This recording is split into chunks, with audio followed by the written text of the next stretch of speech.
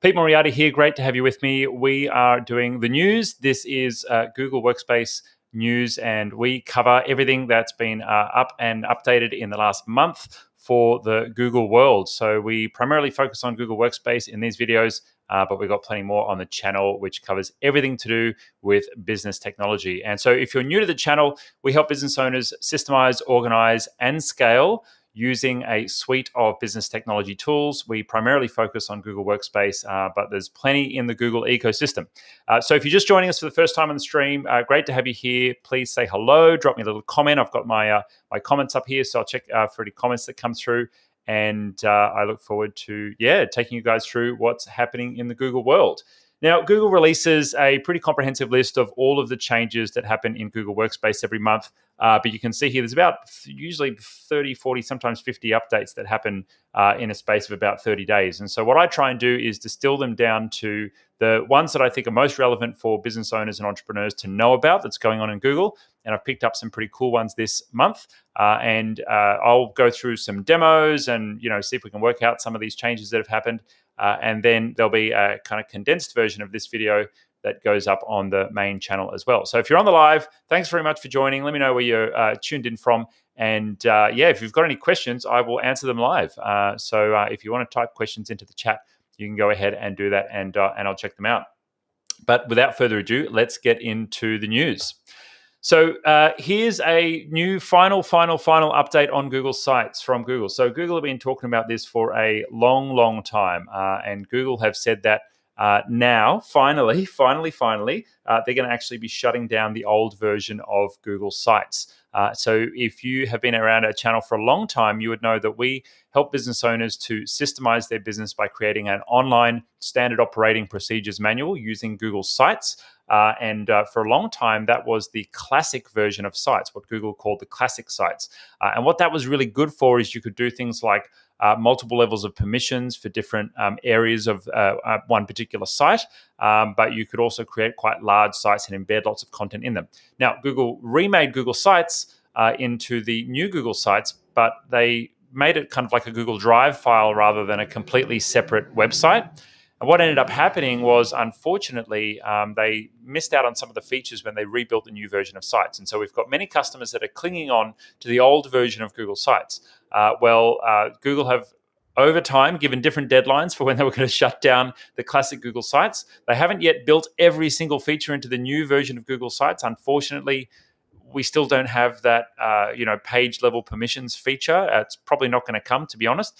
But what Google have done is they've given a final date for those still using the classic sites to have them actually fully shut down. So that is happening. It's December 1, 2022. If you are still using the version of Google Sites, what you'll see there is Google will actually give you an archive of your old site. And then with that archive, what's going to end up happening is you'll have a new site kind of like converted. And once the new site has been converted, you can still access the archive if you need to, but you can't kind of use it on a day-to-day basis. So Sites officially, finally going away. I don't think they're going to change the date again on that one. Next up, Google are giving us the ability to add a shared drive to a specific organizational unit. Now, this is more useful for businesses that have, let's say, more than 20 employees. So if you've got a larger team, maybe you're an IT manager, or you're the person responsible for managing IT inside your business. This is going to be better for larger teams. But basically what Google are going to allow you to do right here inside the admin panel. Let me go ahead and zoom into that a little bit. Inside the admin panel, they're going to allow you to delegate and designate a shared drive to a particular organizational unit. Now, what larger businesses do is they make use of organizational units to organize their teams, and you can apply certain policies to certain teams. So, for example, maybe you have contractors, or you're a contracting business, and maybe you've got people who are working out on the road, and you want to lock down certain features in Google Workspace. For some that might be right, only give someone an email mailbox, but don't give them access to other services, or it might be give them access to chat and meetings, but they don't need email. And so you might want to choose to do that through organizational units. Now, what you can do here with the actual shared drives is you can have those organizational units actually connected to individuals. And so when they're connected to when they're connected to an individual in there, an individual shared drive, you can apply settings to those shared drives that only apply for that organizational unit. And it kind of creates a bit of a link between the two. And Google are building out their different admin features and policies available for shared drives. That's giving us a little bit of extra feature there, which is pretty groovy. All right, cool. Next one is an update to Google Docs. And so Google Docs, it says here, as it says, take action on multiple text selections. Basically, you can select multiple pieces of text and then do formatting with that, which is pretty cool, actually. And I thought I'd try that one out to see what this one actually looks like. So let's jump into, here's one I prepared earlier. I've got a Google Doc here. And so you just need to hold down the Control key on your keyboard, or I think it's a Function key if you're on a Mac. So we're going to highlight some text, and then I'm going to hold down the Control key on my Chrome box here and select some more text. And then from there, let's try and make that bold. There we go. It's going to do that with multiple pieces there. So that's pretty cool. Nice little feature there inside of Google Docs. Google are bit by bit, really trying to build out Google Docs to be a powerhouse in document processing. They are getting there bit by bit. I haven't heard that many complainers in recent years that Google Documents can't do what Microsoft Documents can do. I think we've all moved away from that Microsoft-centric thinking, but I'm curious to know, maybe you can drop down in the comments, is there any reason that you still use Microsoft format documents in your business? Is there anything that you haven't been able to do in the Google world that means that you still keep an Office 365 subscription hanging around? Would love to know. I put a poll out on that a couple of weeks ago on the community tab on our YouTube channel, and most people said they don't bother with Microsoft anymore once they've made the transition over to Google Workspace. But I'm curious to hear from you. Let me know in the comments. Okay, so Google have made another big announcement, and that is that they are actually merging Duo and Meet. Effectively, they're going to become one. Now, I don't know anyone in my life who actually uses Google Duo. Maybe it's a US thing. Maybe it's people who really love their Android thing. But I don't know a single person who actually uses Google Duo. But Google have kept it around. They haven't killed it. So it means that some people must be using it. But what this article goes on to explain is that Google have brought a lot of the Google Meet features into Duo. They've brought, maybe some of the Duo features into Meet. I don't know if I haven't used it in years and years since it actually came out. But what they're going to do is they're going to actually bring them both into one. Now, you don't need to do anything or change anything. They're just going to basically merge all of the technology into the one app. But effectively, Google Duo is going to become Google Meet, and then they'll just have one tool, one application. Now, I don't know why they ever chose to create Duo separately. I understand that they were trying to create something that was a bit like Messenger, where you could, call someone and it would ring. Totally get that. I don't know if ringing people has been implemented inside Google Meet yet. I did see a notification the other day of someone like calling through, and it actually popped up, but I don't know if there's official word on that just yet. But what we are going to see is at least, thankfully, Google are actually putting everything in one place. And I'm a minimalist, so I'm always a fan of one thing. I'm always a fan of keeping things simple. So if Google is simplifying their apps, it means that at least their engineering teams can focus on building out new features rather than focusing on multiple apps. So I'm pretty happy about that. We'll see where that one goes. Basically, you don't have to do anything, but later this year, it's going to be switched over and all migrated into number one. Okay.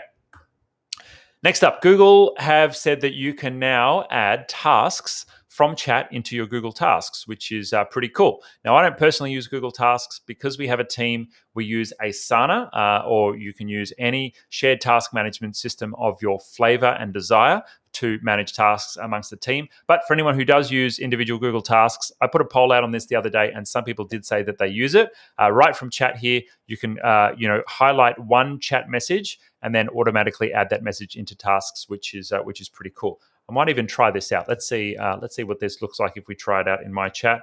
I'm going to go ahead and zoom into my chat here. Cool. All right. So I'm going to take a message here. Here we go. All right. It's actually available. Add to tasks. I'm going to click add to tasks and let this pop up. All right, there we go. So it says from unknown chat, which is a bit weird because, and you're not going to see my face there. Let me move my face. So here we go. To put it into my tasks, it says unknown chat. Oh, there we go. It found the chat. Gypsy and Peter. Okay, well, that's pretty cool. I'm glad to see that. Okay, well, that seems to work. Personally, I don't use tasks. If you are using tasks and you think that's awesome, I'd love to know what's your favorite feature of tasks. Pop that down in the chat for me. And I will cover that off. All right, cool. So let us move on to our next one. Where is our next one here? Okay, cool. This is a good one. So another one inside of chat. Here, Google is saying that you can set a duration on your availability. If you're not yet using statuses in chat, they are pretty useful. I'll again go back to my chat here. So in the top right-hand corner of my chat, you'll see that it actually says active right now. And I can click on the active button and choose a particular status. So let's say, for example, right now, would it be appropriate for me to switch myself to do not disturb because I'm recording a live stream? So I'll say, okay, I'm going to mute my notifications for 30 minutes and it's going to leave me on do not disturb, which means no one is going to bother me. I can hear a phone ring in the background. Someone's trying to bother me there. And so I could probably log into my dial pad and do the same thing. That would make sense. But here what that does is it allows me to have that automatically switch back to an available mode. Or if I'm in a meeting in my Google Calendar, it'll actually pop up and say in a meeting, which is pretty cool as well. So if you're not already using status, this is really useful. And if you haven't already started using Google Chat, highly recommend you make use of Google Chat internally in your business instead of WhatsApp or Messenger or Slack or anything else. Because of these deep integrations with the rest of the Google ecosystem, it means that you're going to have the best experience possible if you're actually using Google's tools.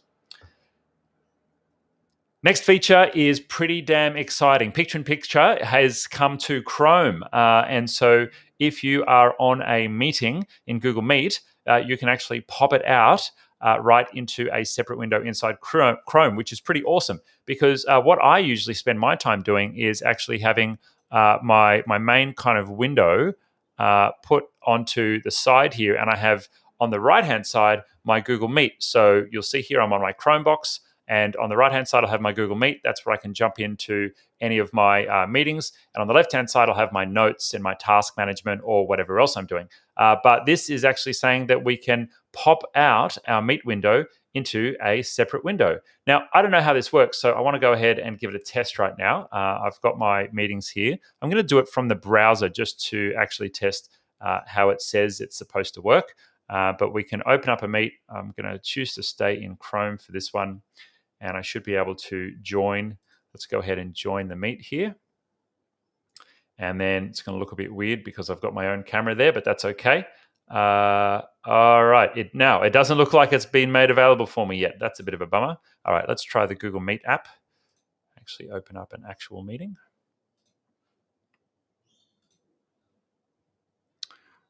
So if you're on a Chrome box, you have two options when you're using Google Meet. You can use it in the browser, or you also have the option, let's get rid of that video there, or you also have the option to actually make use of the PWA or progressive web apps. And those progressive web apps are basically a way of, instead of using like a Chrome plugin, they're a way of having a little bit more data and a little bit more features come down to the desktop from what would normally be a web app. So they open in a new window, and you can see I can also pin them down the bottom here on my Chrome box, so I can launch it with just one click. So it's kind of like a very lightweight app that works on the desktop and can have some offline features as well.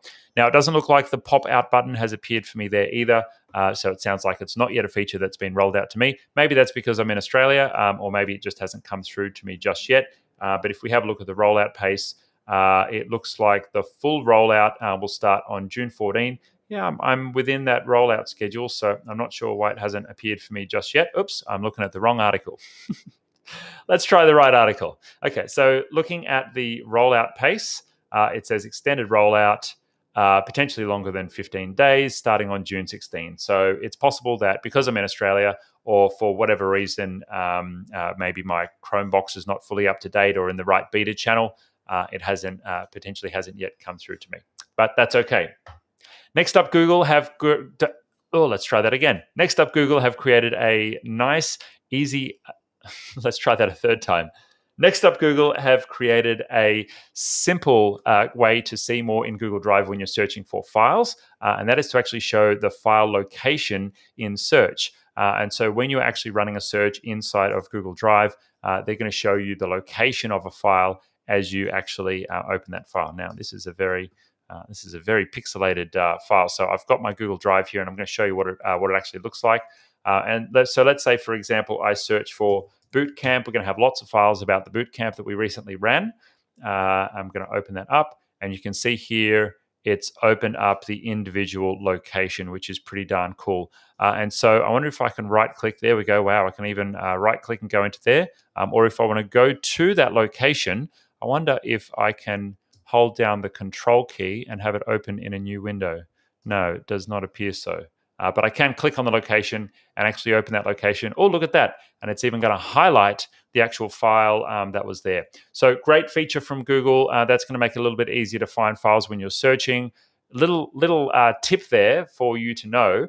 Many Google teams don't actually use any folders at all inside their Google Drive. They just search for absolutely everything inside the Google world. Well, Google had told me that once, and I thought that was very interesting.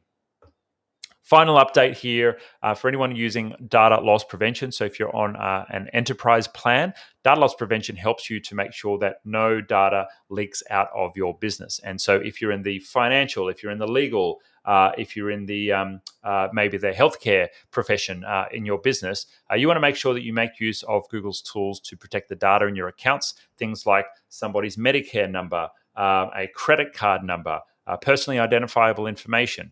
Data loss prevention helps you to make sure that no data that's important to be contained inside your business accidentally goes out on an email. You can have emails quarantined, accidentally gets shared with a Google Doc. You can restrict some of the sharing of Google documents.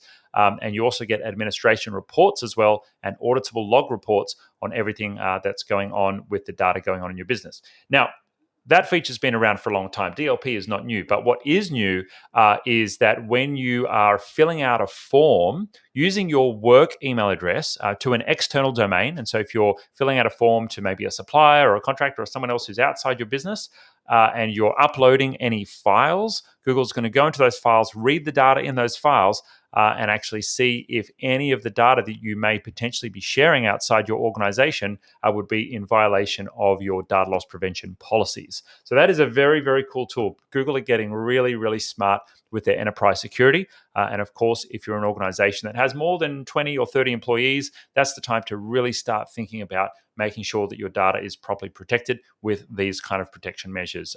In Australia, at least, if you have more than $2 million worth of revenue in your business, well, then you have a lot more stringent Australian privacy principles laws that come into effect for you. So it means that if you leak customer information or you're hacked, or one of your team members does something silly like uploads a spreadsheet to the wrong website, or they set the wrong permissions on a sheet and it's available to the internet, and your customer data is exposed, you actually have to report that to the Information Ombudsman of Australia. And there's pretty heavy and harsh penalties for exposing information. So you want to be really, really careful with that. If you are a business owner or a IT technology leader, and you are concerned about that, then please reach out to our team. We'll be very happy to help with that. Speaking of, that's all we have for the news today. If you're new to our channel, please make sure you check out our other videos. Give me a thumbs up if you like this video. Jump onto our channel, hit subscribe if you want to see more videos just like that. We focus on Google Workspace and everything in business technology to help you succeed. And I want to help you grow a more successful business. As I said, we help systemize, organize, and scale businesses, making sure that you have the right technology in place. Now, if you're an existing Google Workspace subscriber, you want to click on down to the link below for our transfer in offer. You get access to a bunch of free goodies, including a free account check with our team, but also access to a professional video library with courses and training videos for you and your team to learn more about Google Workspace, all included for free. Just all you need to do is transfer your billing into us. You don't pay any extra, but you do get access to some discounts and a bunch of other goodies from our team. So make sure you click on that link if you have not already become a customer of ours. It doesn't cost you anything, but you get a bunch of free goodies. And if you're interested in joining a bootcamp, look out for our next upcoming bootcamp. We just previously had one a couple of weeks ago, which was a huge success. And our bootcamps are all about helping you get the basics right for Google Workspace. So make sure you're on our newsletter list, go through to our website, download an ebook or something like that, and you'll get on our list for the next time we run a bootcamp. And make sure you click on the link down below and follow me on all the socials. Now, that's all we've got time for today, but I'd love to know any comments about what you think about the news updates. Drop them down below. Make sure we're connected on socials, and I look forward to catching you in the next one. Cheers.